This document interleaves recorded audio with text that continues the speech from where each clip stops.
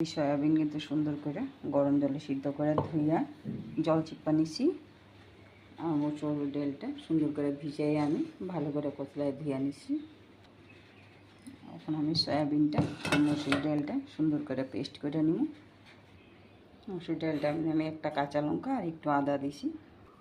এদিকে দেখো সয়াবিনটা সুন্দর করে কিন্তু আদা পেস্ট করে নিছি, পুরো বেশি পেস্ট করি নাই, এইভাবে রাখছি।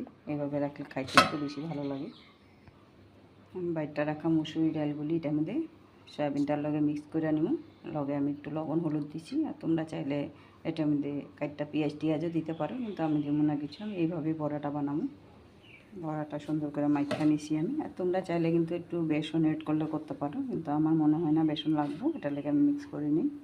এদিকে আমার কড়াইতে তেল গরম হয়ে গেছে। আমি বড়াগুলি কিন্তু সুন্দর করে দিয়ে দিব একটা একটা করে। তোমরা ছোটো দিতে পারো, বড় দিতে পারো, নিজের ইচ্ছা যে সেটা দিতে চাও তোমরা।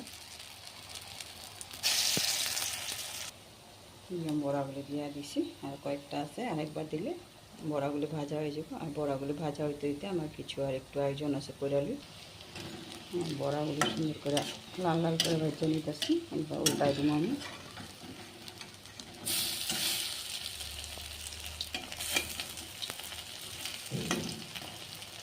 দেখো কালারটা কি সুন্দর হয়েছে বড়াগুলি।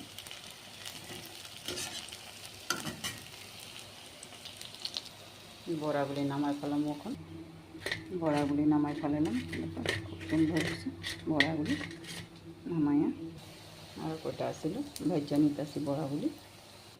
আর এই মির্চি বাটিটাতে আমি নিয়ে আনিছি কটা টমেটো, 2টা টমেটো দিছি মিডিয়াম সাইজের কাইটটা, আর 3টা কাঁচা লঙ্কা দিছি, একটু আদা দিছি, একটু পেস্ট করে নেব। আর বাকিটা গুঁড়া মশলা ইউজ করবো আমি। এই বড়াগুলিও আমি এরকম করে ভাজা নিলাম সুন্দর করে।